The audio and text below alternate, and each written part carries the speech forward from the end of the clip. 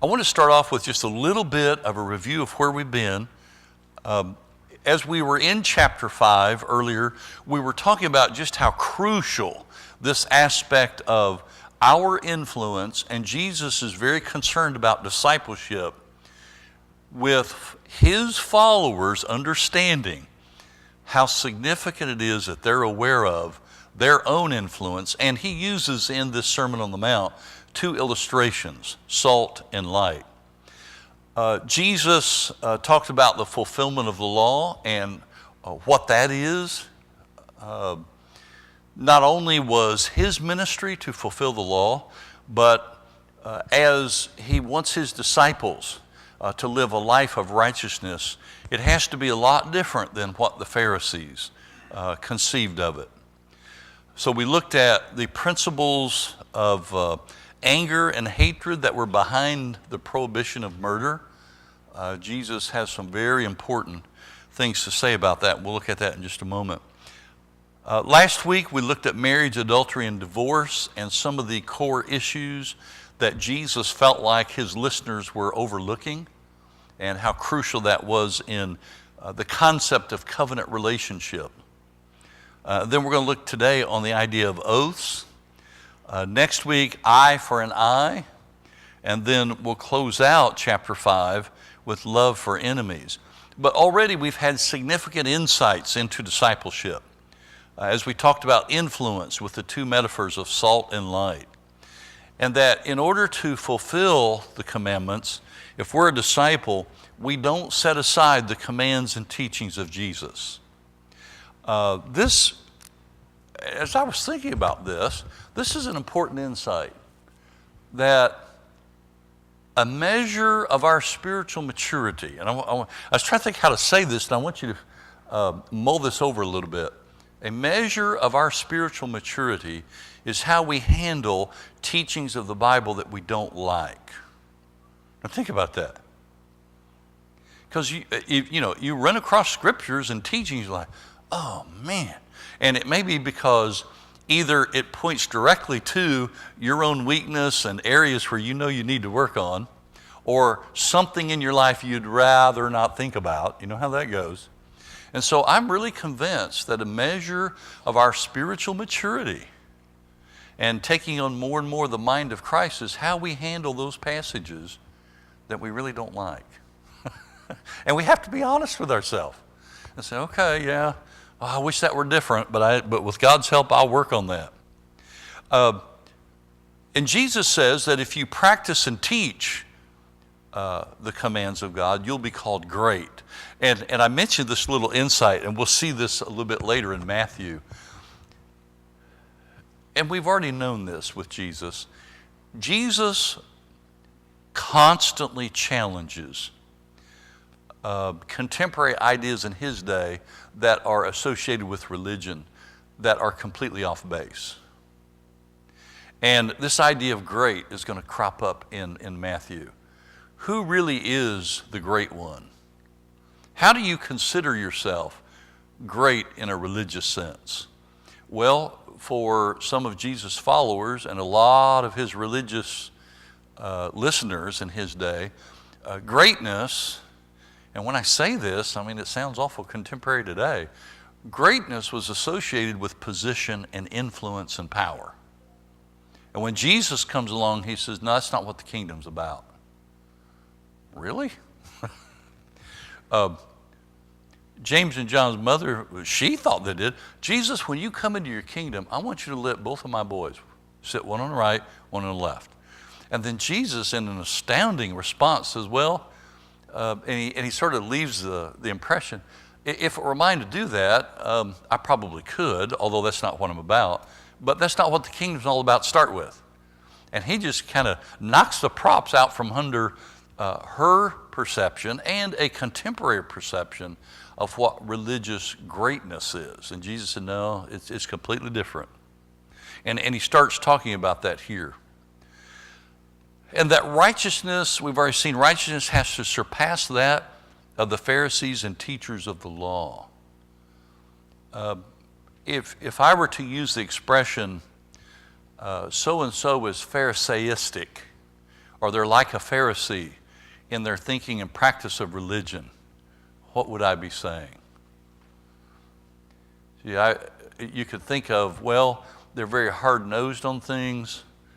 They have a list of religious rituals and activities that a person has made up that if you don't keep all of these, you're not in a right relationship with God. And so there is a tendency in human traditions associated with religious practice, there's a tendency to get legalistic very quickly. And I'm going to talk a little bit about that in our sermon this morning. But when you go that direction, this is why Paul in Galatians, and that's another book I love to teach is Galatians. That's why in Galatians, Paul gets so upset with the Judaizing teachers because what they're doing, and he knows this, is that they're making their ritualistic and legalistic view of religion. Paul is saying if you follow that, you're following another gospel and you're actually negating the power of the cross. And for Paul, that was serious. Yeah, Judy? But when you get into that area, you become judgmental. Oh. And that's something that's very, very dangerous for Oh. Christians. And that opens up a whole big discussion, doesn't it? Oh, they were so judgmental. And we all fight that a little bit and here's where I think it kind of has a natural hook to it. Think about how what you and I believe and practice, we're convicted with, aren't we? I mean, it's part of our conviction. It's what we believe, and we believe it's right. Otherwise, we wouldn't practice it or say it or do it. Well, it is hard, because I told someone this in conversation. I grew up, though I don't think I ever heard this, here was the impression I got. So when I first got into ministry, I operated this way, and it wasn't a good way. I somehow caught the message. Maybe you didn't. If you didn't, God bless you. But I caught the message that in order for someone to know that I didn't agree with them, I had to really come down hard with the hammer and make them know I don't agree with that. And as a result, you become very quickly judgmental, very much so. About, you do tithe the mint and the anise and the cumin, Yeah. but you forget the things that are important, like love and mercy and kindness. And when we begin to be legalistic and judgmental, we sort of discard forgiveness. Yeah. Thanks for bringing that up, because here's what we're going to have to do. And I haven't mentioned it yet, but we've been moving steadily toward this whole concept that Judy's just brought up. Jesus wants his listeners to understand and to have the ability to talk about some things that are more important than others in their relationship with God. In other words, there are priorities and there are secondary level things and maybe even third level things. And Jesus would never along the way say, the ones that are maybe on the bottom of the list you never have to do. He would never say that. But what he wants people to realize is if you put your emphasis on the right priorities, the other things will just come along. Don't worry about that. Okay? Whereas, and this is what Jesus really gets upset with, if you put all of your attention on the minor details, and that's what you make sort of your religion and the way you fellowship others, guess what's going to happen? The other stuff that has higher priority, it gets completely left out of the picture. That's just the way it is.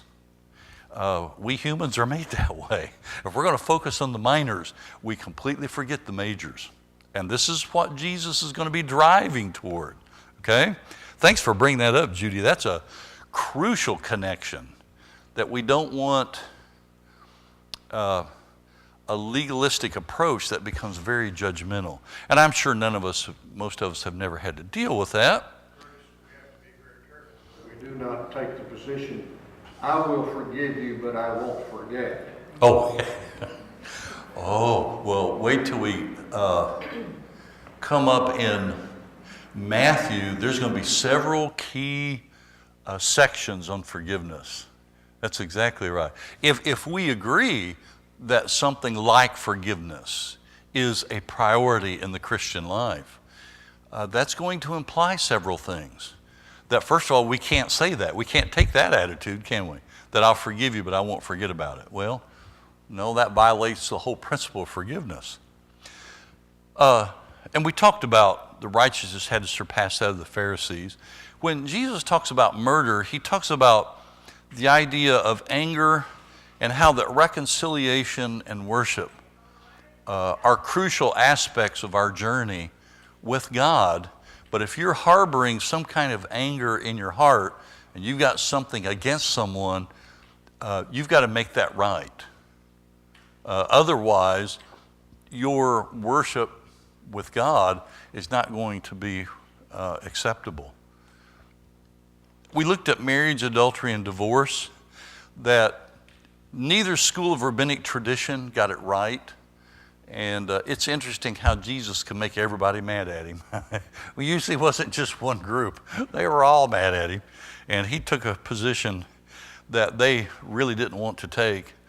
And what Jesus is really coming back to is that covenant commitment is demanded on both parts of the parties. In Israel's history, Israel as a nation sort of forgot what it meant to be in covenant relationship with God.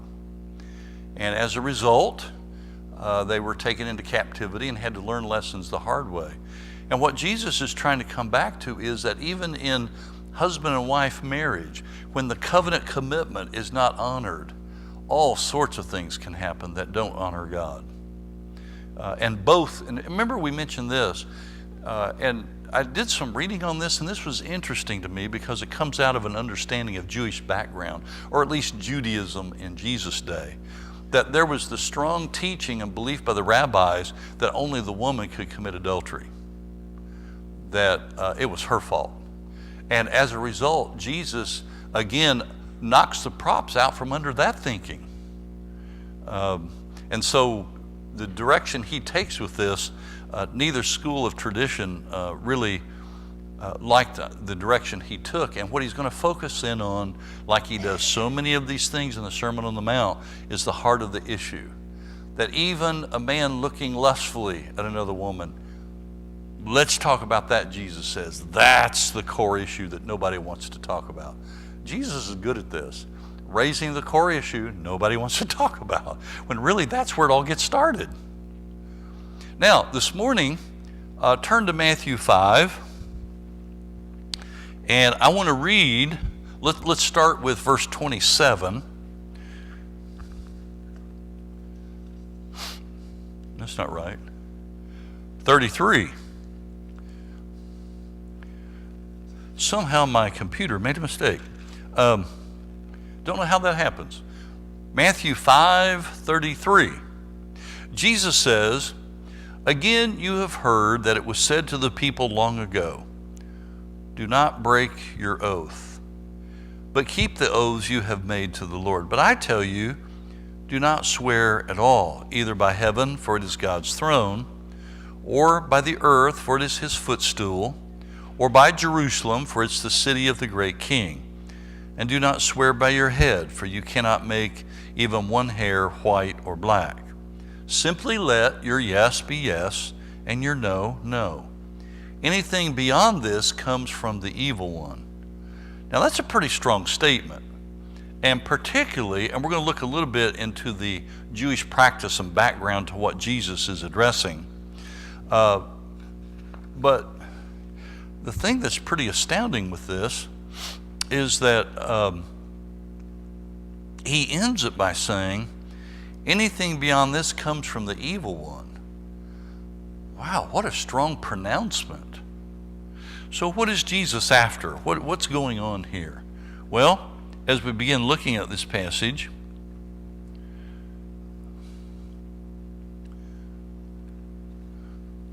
let me see where I need to start here.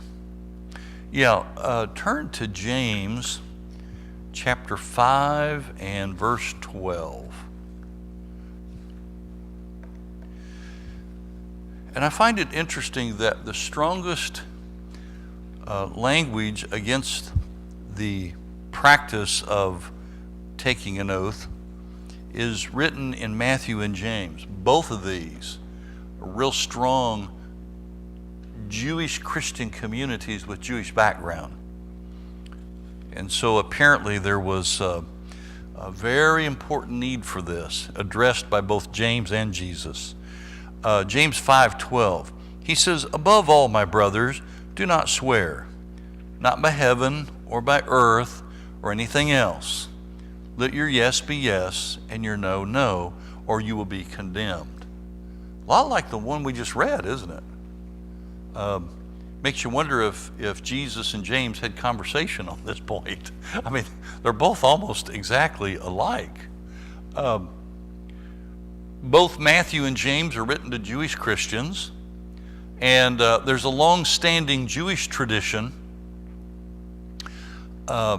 regarding oaths, and I'll, as we get into the lesson a little bit, I'll share a few of those. But look at Matthew 12, 33 to 37.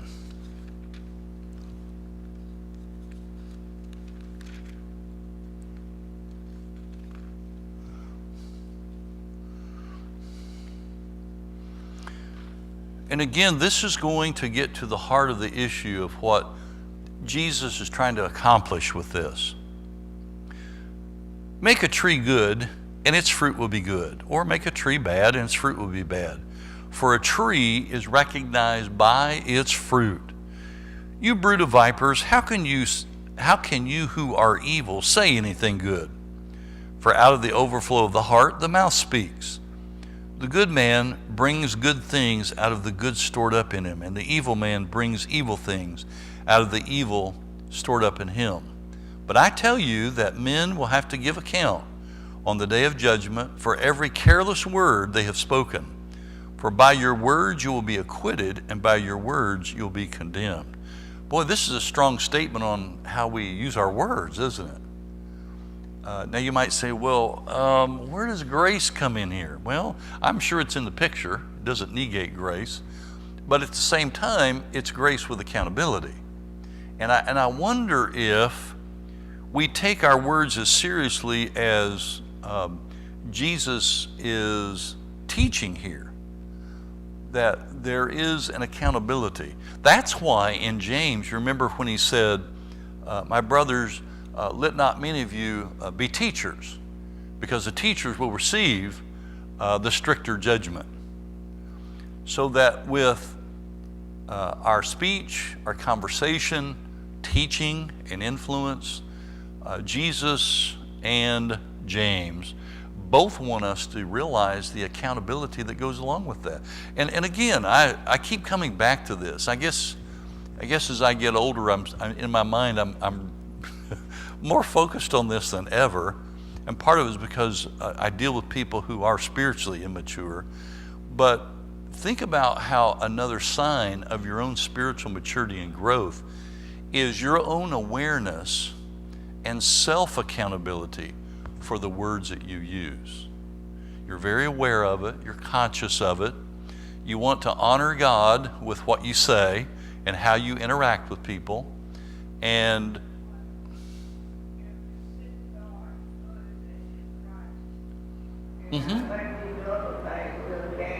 yeah, you know that. Yeah, that's a neat way of thinking about seeking first God and His righteousness. Part of that is, yeah, and part of that's how I use my words, isn't it? That I remain accountable. What is interesting, and I want us to think about this, in the body of Christ, God's design, I'm convinced, is that we help hold each other accountable spiritually in all areas of our life. That without you in my life, it would not be a pretty picture. I need to be in the body of Christ, constantly accountable to you and all of us to each other. God knew that. That's just kind of the way we're made. There's an interesting sociological study that came out probably 5 years ago, and from an sort of empirical survey and working with people, the sociologist came up with a conclusion that we all who are Christian know this anyway, but the title of the book was called Hardwired for Relationships. And with his study, he decided that what he came up with is human beings are just made that they need to be in a relationship with other human beings. We're like, well, duh, we who are Christian knew that a long time ago. That's part of our existence. We know that. The problem is we always don't practice that, but we know it, okay? So,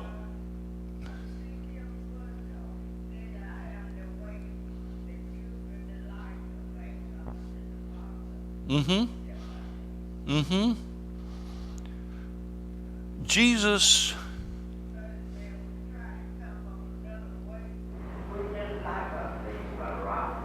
yes, that's exactly right. Okay, Judaism contained a system of oaths and vows in the Old Testament. And it was because when people would speak oaths, they wanted to make sure that there was a guarantee that the words they spoke were perceived by the other person as being true. Oaths involve communication between two parties with the name of God or a valid substitute invoked as the guarantor. And sometimes vows were made directly to God. And in the Old Testament, we have tons of examples of that.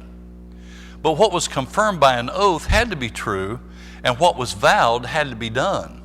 I mean, that was just kind of the whole thinking of the Jewish way of thinking. In the Mishnah, which is the writings of the rabbis post, 200, 250 AD, and we think most of these would have been known by all the Jews of Jesus' day. But in the Mishnah, there's a tractate on oaths called Shabu'uth, and the Nidarim are the tractate or the little sort of book on vows. And so, and I looked at it, I was like, wow.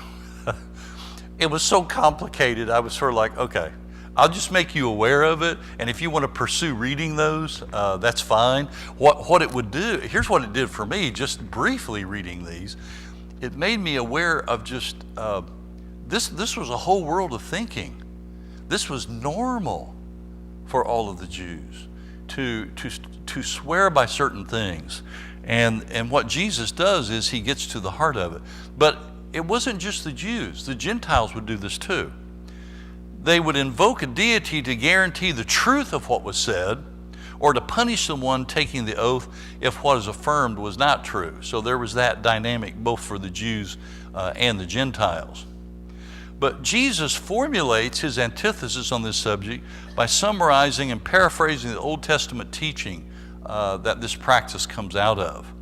Leviticus 19:12. Do not swear falsely by my name and so profane the name of your God. Now notice, it didn't say don't swear, it said don't swear falsely. And so for the Jews, the idea of swearing at all, that taking a vow and taking an oath, which some people think both of those are underneath the idea of swearing. And we don't mean like bad words. We need to get that nuance out of our mind. This is the idea of taking a vow and an oath. But notice that in the Leviticus passage, it's doing it falsely. Don't swear falsely. And the Jews picked up on that. And so when they create this sort of this oath and vow system over the centuries, it was to make sure that you guaranteed that you weren't doing it falsely. That's what they were so concerned about. Yeah, I think I may have this down in a moment for an illustration that I want to talk about, because that's exactly right. Notice what this is rooted in both Deuteronomy and Leviticus. You can get bored pretty quickly in just reading all of the minutia and the detail of how Israel is supposed to live. But what's also fascinating that you can pick out at certain points, the instructions that the Lord will give to Israel, he doesn't say, now you need to follow these directions because it'll make you better people. Or you need to follow this direction because it'll keep you out of trouble. It doesn't go that direction. This is a good example. Do not swear falsely by my name and so profane the name of your God. I am the Lord your God. Oh, so this teaching flows out of a fundamental concern, even out of sort of the essence of God. So notice, I am the Lord your God. What's the connection? Anything that is true in and of itself because God is true. A central essence of God's very being is truth.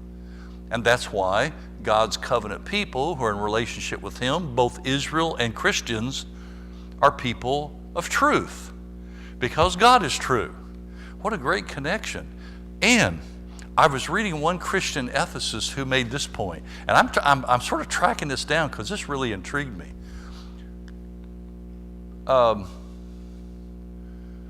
The whole dimension, or if you think about a big umbrella, the whole umbrella underneath everything you live as a Christian, that you believe is right, all of our ethical standards, every one of them, go back to the very essence of who God is.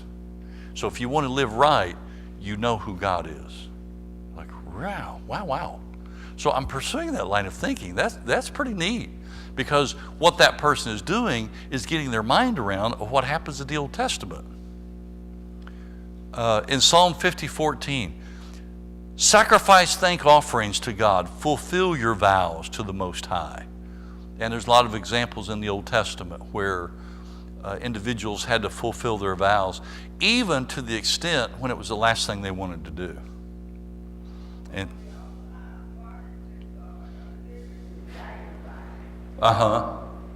and that's where the New Testament becomes different, doesn't it? So we might say, okay, Jesus is challenging some of the Jews in their thinking about this. Here's what one person said. This is somewhat analogous, at least how the Jews thought of it, to the legal distinction made in the United States courts between statements made under oath and other statements that are not. To testify falsely under oath is a crime. Other false statements may be considered morally wrong, but the oath system is considered necessary in order to guarantee the truth of at least some statements and to tell when guilt has been incurred by falsehood and when not.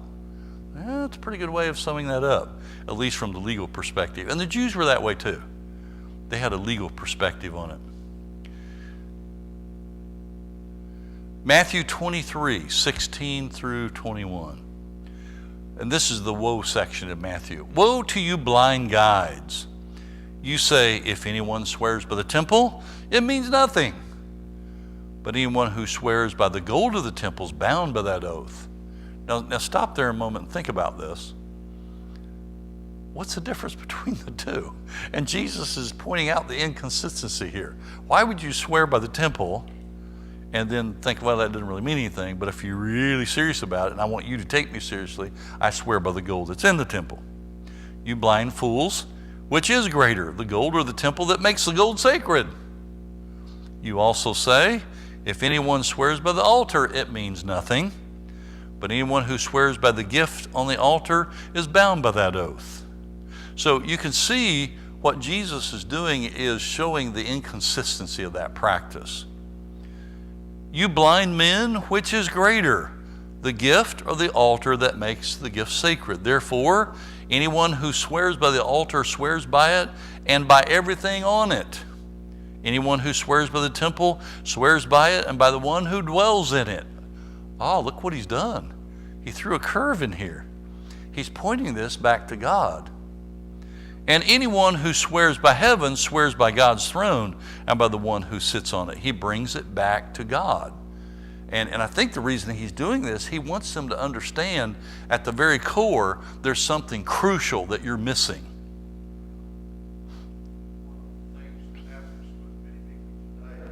Is what they consider sacred. Somebody might say, well, I swear upon my mother's grave.